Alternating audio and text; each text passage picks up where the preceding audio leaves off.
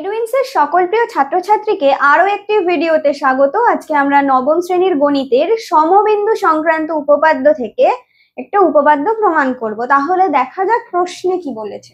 প্রশ্নে বলেছে প্রমাণ করো ত্রিভুজের শীর্ষবিন্দু থেকে বিপরীত বাহুগুলির উপর অঙ্কিত লম্ব তিনটি কি সমবিন্দু। ওকে, তাহলে কি প্রমাণ করতে বলেছে? শীর্ষবিন্দু থেকে কি হবে, যে বিপরীত বাহুর ওপর যে লম্বগুলো হচ্ছে সেইগুলো কি হবে, একটা সেম বিন্দুতে ইন্টারসেক্ট করছে বা ছেদ করছে। তাহলে প্রথমে আমরা কি লিখি, যে কি বিষয়টা বলে দেওয়া আছে, তারপর কি লিখি, প্রমাণ করব কোনটা, তারপর কি যদি আঁকতে হয় আঁকি, সেটাকে কিসে লিখি, অঙ্কনে, তারপর প্রমাণ করে নিই। তাহলে প্রথমে কি নেব, এবিসি একটা ত্রিভুজ, এবিসি ত্রিভুজের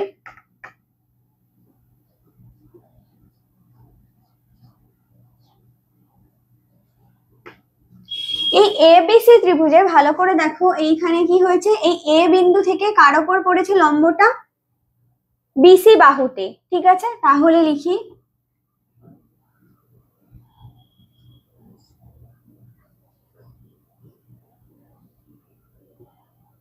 অঙ্কিত লম্ব কোনটি, এডি, কাকে ছেদ করেছে,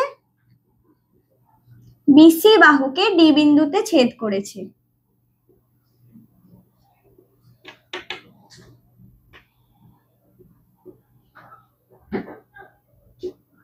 সেম ভাবে কি লিখবো,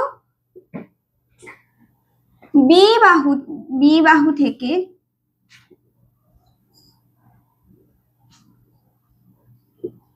অঙ্কিত লম্ব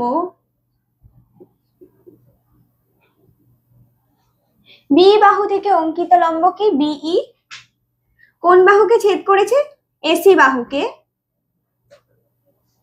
ই বিন্দুতে ছেদ করেছে।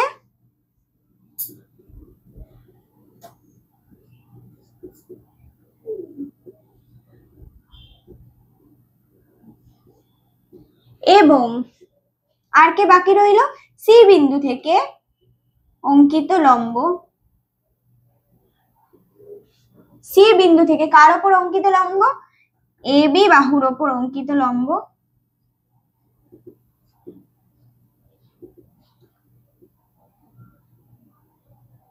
কোনটি, এ বি বাহুর ওপর অঙ্কিত লম্ব হচ্ছে এ এফ। সেটা আবার কি করেছে, এ বি বাহুকে এফ বিন্দুতে ছেদ করেছে। তাহলে এইবার আমাদের প্রমাণ কি করতে হবে, প্রামাণ্য বিষয়, অর্থাৎ কি প্রমাণ করব, এখানে প্রশ্নেই বলে দিয়েছে যে বিপরীত বাহুগুলোর ওপর অঙ্কিত লম্ব তিনটি সমবিন্দু, অর্থাৎ কি, এই যে এডি, তারপর কি আছে বিই এবং সিএফ, অঙ্কিত লম্ব সিএফ হবে এটা। তো সিএফ এরা তিনজন কি সমবিন্দু। ভালো করে দেখে নাও, এরপর আমি অঙ্কন এবং প্রমাণে আসব। তাহলে এবার আমরা কি করব, অঙ্কন কি করেছি সেটা দেখে নাও। অঙ্কন ভালো করে দেখো, এখানে কি করেছি, এ বিন্দু থেকে বিসি এর সমান্তরাল সরলরেখা কি, সমান্তরাল সরলরেখা এঁকেছি, লিখি এ বিন্দু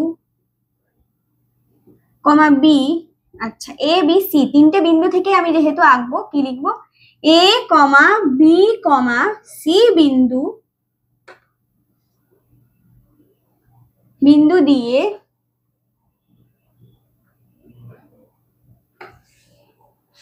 কি কি অঙ্কন করতে হবে, প্রথমে কার এ আছে, যথাক্রমে বিসি কমা বি বিন্দু দিয়ে কার সমান্তরাল আঁকবো, ভালো করে দেখো, এসি, এবং সি বিন্দু দিয়ে কার আঁকছি, ভালো করে দেখো, সি বিন্দু থেকে আমি আঁকছি কার, সি বিন্দু থেকে যেটা আঁকছি সেটা কার, এ বির, এ বি বাহুর সমান্তরাল সরল রেখা অঙ্কন করা হলো।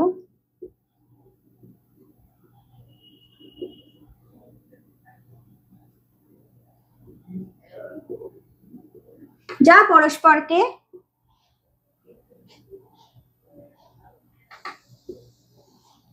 পি কিউ আর বিন্দুতে ছেদ করলো। অর্থাৎ কি হলো বিষয়টা, ভালো করে দেখো তোমরা, এখানে কি হলো, এই যে এসির সমান্তরাল বি বিন্দু দিয়ে আঁকলাম পি কিউ, তারপর সি বিন্দুতে আঁকলাম যে কিউ আর, কার সমান্তরাল এ বি, এবং এই বিসির সমান্তরাল এই বিন্দু থেকে আঁকলাম পি আর। এই তিনটে কি করলো, নিজেদেরকে পি কিউ এবং আর বিন্দুতে ছেদ করলো। তাহলে ত্রিভুজ পি কিউ আর পাওয়া গেল।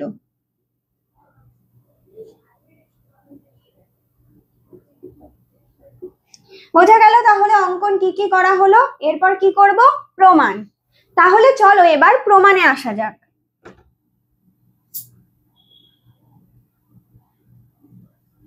দেখো এইখানে আমরা এঁকেছিলাম কি, সমান্তরাল এঁকেছিলাম। কার, সি বিন্দুতে এঁকেছিলাম কার সমান্তরাল, দেখো এই যে পি আর, এটা এ বির সমান্তরাল এঁকেছিলাম। বি বিন্দুতে এঁকেছিলাম কার, এসির সমান্তরাল। তাহলে এই যে পিবি বা বি কিউ যাকেই ধরো না কেন, সে কিন্তু এসির সমান্তরাল, কারণ পুরো পি কিউ সরলরেখারই পার্ট পিবি এবং বি কিউ। সেম ভাবে আরেকটা জিনিস দেখো, এই যে এইখানে যদি আমি ধরি সি, এই যে সি আর বা কিউ সি, এটা টোটালটাই কিন্তু এ বির সমান্তরাল হবে।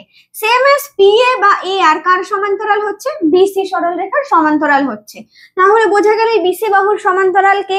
এই যে সমান্তরাল, এবার ভালো করে দেখো, আমি যদি প্রথমে এই জায়গাটা, এই সামান্তরিকটা খেয়াল করো, কোনটাকে আমি বলছি এপি বিসি। আমি একে দেখাচ্ছি এপি বিসি।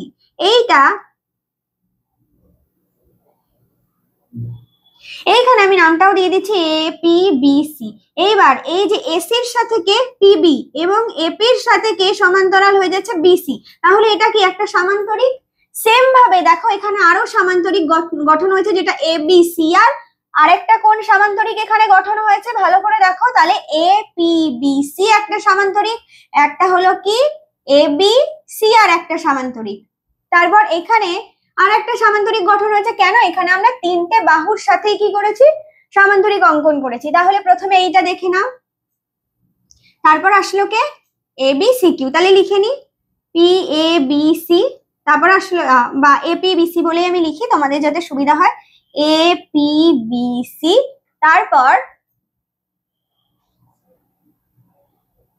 তারপর হলো এ বি সি আর, যেটা কিনা এইখানটায়। ঠিক আছে, তারপর এইখানে তো আরো সামান্তরিক তৈরি হচ্ছে। কোনটা ভালো করে দেখো, তাহলে এইখানে আমরা কটা সামান্তরিক পেলাম, এপিবিসি এবিসি আর, আর একটা কি পেয়ে যাচ্ছি ভালো করে দেখো, এ বি, তারপর কি পেয়ে যাচ্ছি কিউসি। তাই তো, এইটাও একটা সামান্তরিক পাচ্ছি। সে কার সাথে ভালো করে দেখো, এই এ বির সাথে সামান্তরিক। কোনটা, এই সি কিউ সমান্তরাল, সেম এসির সাথে বি কিউ সমান্তরাল। তাহলে লিখে দিচ্ছি যে এ বি কিউ সি। তাহলে এখানে এই তিনটে সামান্তরিক পেয়ে যাচ্ছি। অঙ্কন অনুসারে কটা সামান্তরিক, তিনটে।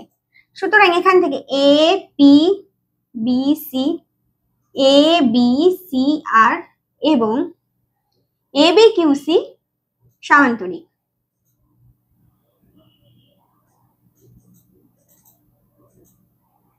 এটা পাওয়া গেল।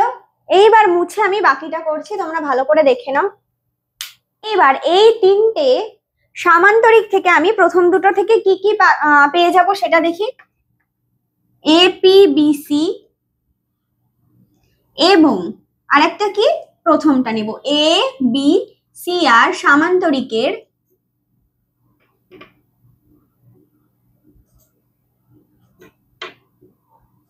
ভালো করে দেখো, এই সামান্তরিকের ক্ষেত্রে কি হয়ে যাচ্ছে, সামান্তরিকের ক্ষেত্রে কি হয়, বিপরীত বাহুগুলো সমান হয়, খালি সমান্তরাল নয়।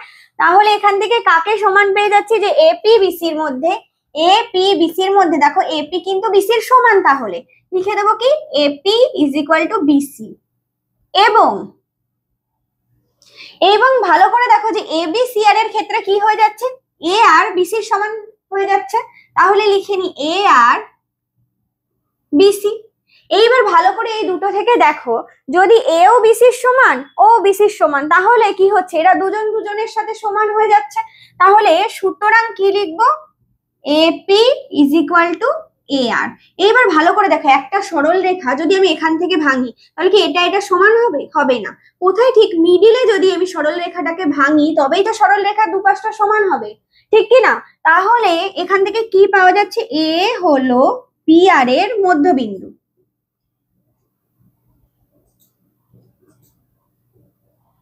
বুঝতে পারছো সবাই। দেখো ভালো করে, এ হলো পি আর এর মধ্যবিন্দু। সেম ভাবে আমি এ বি সি আর এ বি কিউ সি থেকেও কি বের করতে পারবো, লিখে ফেলি, দাঁড়াও মুছে। এবার ভালো করে দেখো, এইখান থেকে আরো কি পেয়ে যাচ্ছি, বি হলো, অনুরূপ ভাবে লিখবে, অর্থাৎ সেম ভাবেই তোমরা বের করতে পারবে। অনুরূপ ভাবে বি কার মধ্যবিন্দু হবে, বি হলো কার, পি কিউ এর মধ্যবিন্দু।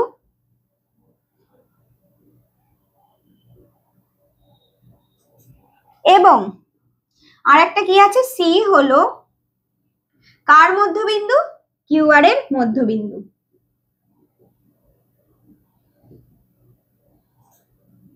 ভালো করে দেখে নাও, এটা মুছে তারপর আমি বাকিটা করব, ভালো করে দেখো। তাহলে এরপর কি করব স্টেপটায় দেখো, এই পি আর আর বিসি এরা কি এঁকেছিলাম, সমান্তরাল এঁকেছিলাম, পি আর সমান্তরাল বিসি। এটা কেন, এটা আমরা এঁকেছিলাম অঙ্কন অনুসারে।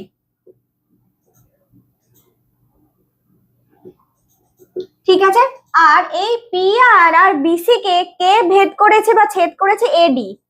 এডি হলো ছেদক।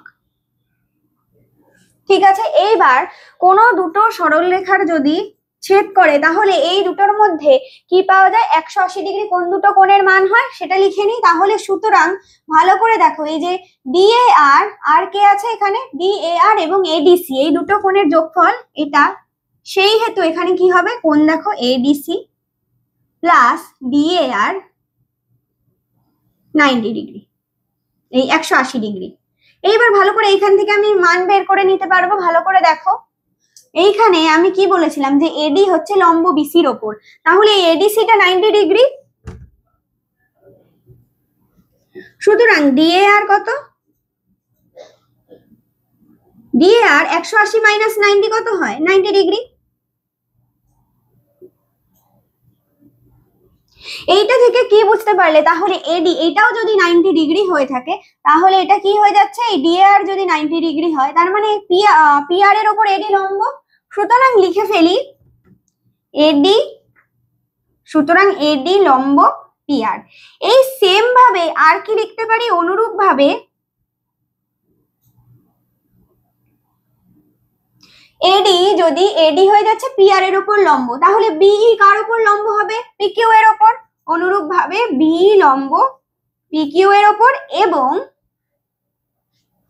এবং এখানে কি পেয়ে যাচ্ছি দেখো, এই যে সিএফ কার উপর লম্ব হবে, কিউ আর এর উপর, সিএফ কিউ আর এর উপর লম্ব, এটা পেয়ে যাচ্ছি।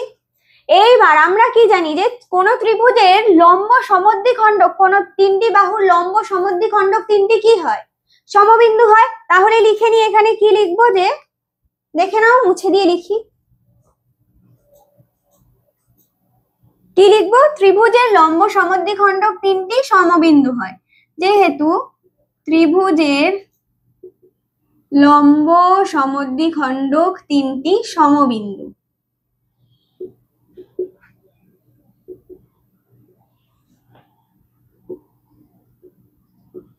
সুতরাং এখানে কোন ত্রিভুজ, এই যে পি কিউ আর, এই ত্রিভুজের লম্ব সমদ্বিখণ্ডককে এই দেখো ভালো করে, এই বাহুগুলোর বি এবং সিএফ এবং এডি এরা কি হয়ে যাচ্ছে, লম্ব সমদ্বিখণ্ডক। তাহলে এরা কোন বিন্দু আছে, সমবিন্দু বলেছিলাম, তাহলে সুতরাং কোনটা, এডি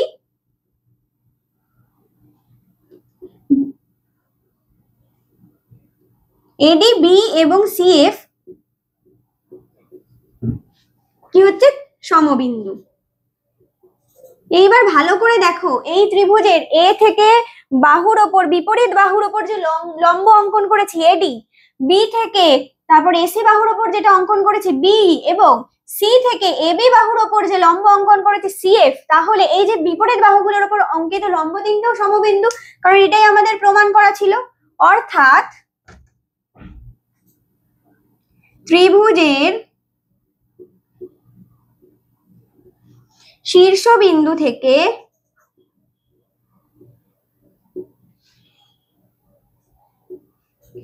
বিপরীত বাহুগুলোর ওপর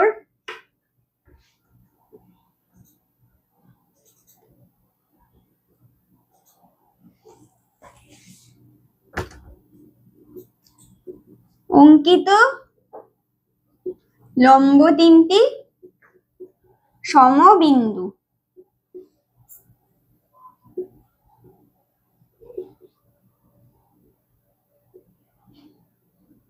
প্রমাণিত। তাহলে উপপাদ্যটা প্রমাণ করা গেল, বোঝা গেছে উপপাদ্যটা। আজকের ভিডিওটি এই পর্যন্তই। এই উপপাদ্যটি বুঝতে অথবা এই অধ্যায়ের অন্য কোনো উপপাদ্য বুঝতে যদি তোমাদের কোনো সমস্যা থেকে থাকে তাহলে অবশ্যই সেটি কমেন্টের মাধ্যমে জানিও। পরবর্তী আরো একটি ভিডিও নিয়ে এসে তার সমাধান নিয়ে আসার চেষ্টা করব। এরকম আরো শিক্ষামূলক ভিডিও পেতে আমাদের ইউটিউব চ্যানেল এডুইন্সকে সাবস্ক্রাইব করবে। এছাড়াও আমাদের ফেসবুক পেজটি এডুইন্সকে লাইক, কমেন্ট ও শেয়ার করতে ভুলো না। ধন্যবাদ। Edwins, learn, grow, succeed.